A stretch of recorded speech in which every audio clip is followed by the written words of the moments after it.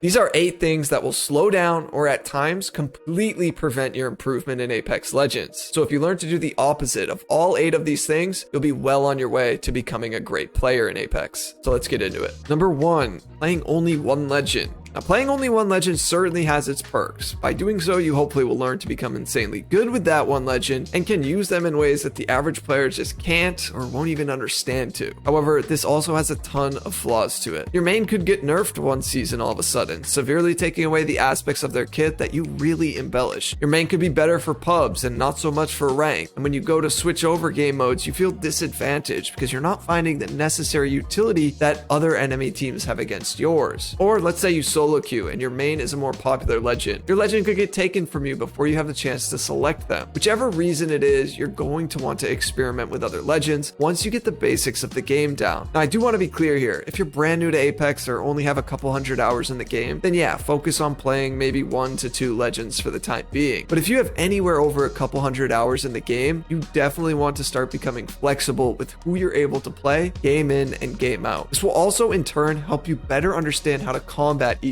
legend. Number 2, being too passive in fights. This playstyle is often what will separate bad players from good players, and I mean that in the nicest possible way. Playing too passive is a sure sign of weakness to your opponents who may be better than you. Let's say, for instance, you only feel comfortable sitting back on some high ground from 50 plus meters away, shooting at an enemy team, only to run away off that high ground as soon as that enemy team gets closer to you. If this sounds like you, then you're going to want to change up your playstyle and decision making ASAP. One thing really good players do in Apex is they seize the moment when they have an edge in the fight. This is ultimately what you want to strive for in every game you play. This could be as simple as cracking the enemy's armor and then pushing them, or it could be you got a knock and the other 2 teammates are going for the revive and you have to act quick. Of course, each situation will require a different game plan, but just developing the ability to become more aggressive when you need to be in order to secure those kills, well, that's what you want to strive for. Now, I want to be clear, this obviously doesn't mean you need to push everybody you see in every single game. You obviously want to use your discretion around, is this the right fight to take, and do we have an advantage in this fight? But I will say, from what I've seen from coaching and just playing, there is a tendency among newer players to draw out fights, and by and large, this isn't a good habit to get into.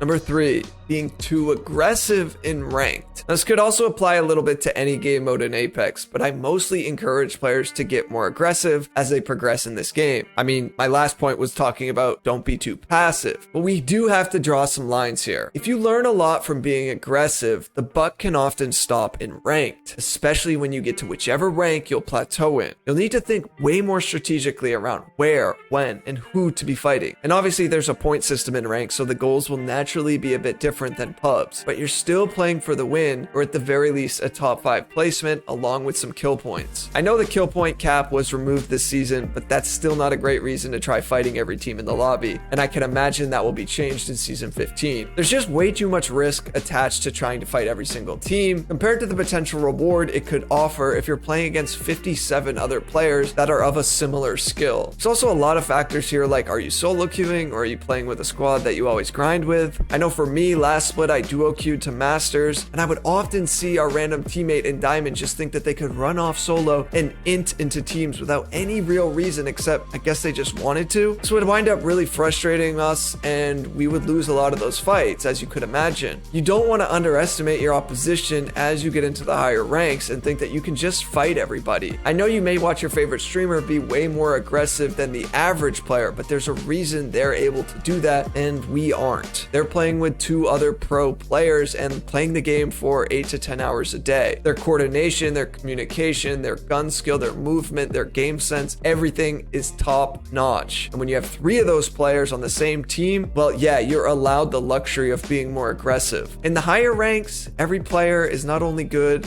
but heavily aware of third-partying one another. So there's really no point in trying to get 6 KP right off drop if you're going to die in 17th place with 3 KP. You're still going back to the lobby negative, and you didn't learn a heck of a lot. Some people will start typing out comments arguing with me saying, no, you need to take fights in rank. And of course, I'm not arguing that, but you have to have discretion around who to fight, when to do it, and where on the map should it take place. If you guys are enjoying this video and want to see more videos like this, all I ask in return is for you to hit the subscribe button. It's free, and I rarely ask, but I am getting closer to 100,000 subscribers, and that milestone will mean a lot to me. So thank you for doing so. All right, number 4, failure to recognize and play off of your circumstances. Sometimes when I'm coaching players, I try to make them really focus on what they have before they go into a fight. Things like ammo, heals, and ability cooldowns. This way they can monitor them and gauge how to take the next steps within each fight. And you have to learn how to play off your circumstances at multiple different times throughout each game. It's kind of the nature of a VR shooter. So what do I mean by circumstances? Well, more specifically, your loot. What's potentially available for loot around you, nearby enemy teams, and time of game, beginning, middle, or end. Let's go over a basic example. Say you're in a top 3 situation and it's getting to be late game. Your team has been trying to position itself so that you won't get focused by the other 2 remaining teams. Your goal ideally would be to third party them while they're fighting. You're running low on loot though, particularly shields and ammo. You don't have the luxury to take any preliminary damage because if you do, when the fight eventually comes to a head, you're going to be going into that fight much lower on shields or HP than your enemy. So you wait patiently to see if the other 2 teams fight, but they never do. By not being able to peek, you're not able to provide a presence to keep one of the teams back or potentially even force them into one another.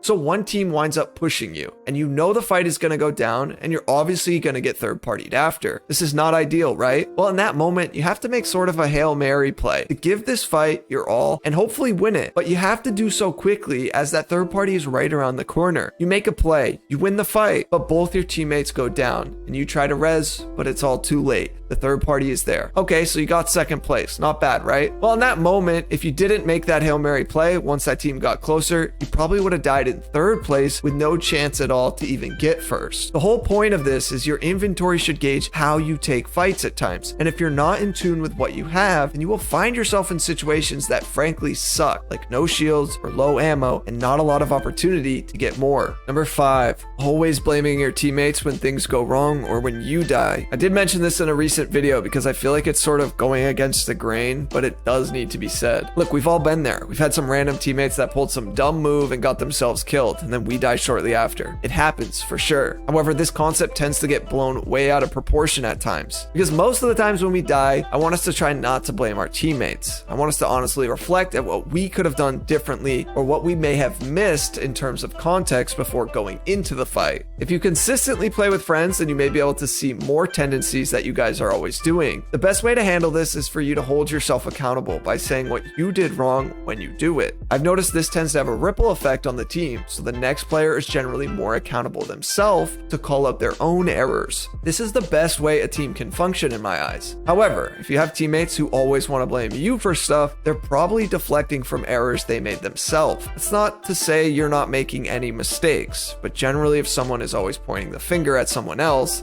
they're failing to look at what they're doing wrong themselves. I know at the end of the day, playing with random teammates or playing with a squad that you're not used to can often yield mixed results. But the goal here is that you're only in control of what you can do. So reflecting on what you could do better next time is really the only way you're going to make any progress there. You have to take care of yourself at the end of the day in these games. And that's why not trying to blame your teammates will go a long way in improving. Number 6, looking for the same loadout every single game. Similar to how playing one legend can hinder your improvement, while looking for or only using the same loadout every game can also be holding you back. I know every match we all wish we could have the loadout that we're most efficient with, but that isn't how a battle royale works. So we need to become flexible with the guns that we'll find at times. Sometimes it won't be ideal, but it's going to be the cards that we're dealt that we'll have to play with. If you land hot and all that is in your building is a P2020 and a charge rifle, and there's no other loot nearby, and you're going to be forced to fight the enemy team that is outside, and you better get ready to do the best you can with what you got. Will you lose some of those fights because you don't have weapons you feel comfortable with? Or maybe your opponent has just a way better loadout. Yeah, absolutely you're going to lose. But your goal should be to develop somewhat of a baseline for all of the weapons, so that if the hand you get dealt isn't ideal, you're still able to handle the enemies you go up against. I will mention, LTMs like Control or Gun Run are great for getting better with all of the different guns in Apex. So if you're playing those modes, definitely be thinking about this factor going forward. Number 7, failure to pay attention to your surroundings. Way too often, players will give up their positional advantage in fights, or they just won't be aware enough to utilize nearby cover. This whole point could deserve an entire video on it. But as you know, Apex is situational, so in order to make the most out of situations, try to always be mindful of your surroundings. Take advantage of high ground whenever possible, and only drop off of it to secure kills that will end the fight. Learn to play behind doors and use them for cover on the fly, or to potentially stall out a fight when you need to pop a heal while your enemy decides if they want to kick the door down or not. Most of you who have seen videos of mine before have heard me preach about map awareness, and while paying attention to your surroundings will definitely assist with map awareness, you can look to find the same tendencies in every fight on any map. A simple example is if you were to begin an engagement with an enemy team and you are using 0 nearby cover, and that enemy team is utilizing whatever cover is available to them, well, this is always going to favor them over you. So even when it's season 15 and we're all trying to learn this new map, focus on the buildings, how they are developed, what the potential angles are, what nearby cover is available to you at all times, and what positioning seems to be meta in certain POIs. If you do all of these things, it will really ease the learning curve on a new map, and it will make the map flow much better in your mind, and that will translate to all of the maps. Number 8, always playing solo. Don't get me wrong, solo queuing can help players improve tremendously, but eventually players will hit a ceiling, and if they have further aspirations like reaching one of the higher ranks, well, finding and playing with a team will be necessary for most of you to achieve those goals on a more realistic timeline. Now, I know finding teammates isn't always an easy task, but I promise you, you just put in a little effort, reaching out and playing with new people, you will find the right fit. Might take some time, probably won't happen on the first try, but there's hundreds of thousands of players playing this game every day. So some places to find teammates are Discord servers. You can join mine if you'd like, the link's in the description, social media platforms, or even try inviting your random teammates after you've had a good game with them. Playing with teammates also brings in other areas of the game that aren't always present while you solo queue. Things like communication, team firing, and coordination with legend abilities. I'm sure you've heard the saying, many hands make light work. Well, that's certainly true for Apex Legends when it comes to playing with a squad that you vibe with on a personal level and with your skill levels. Now that you know about these 8 things that will slow down your improvement in Apex, you're going to want to learn about these 2 tips for every legend. Check out this video next. Thanks for watching. Peace.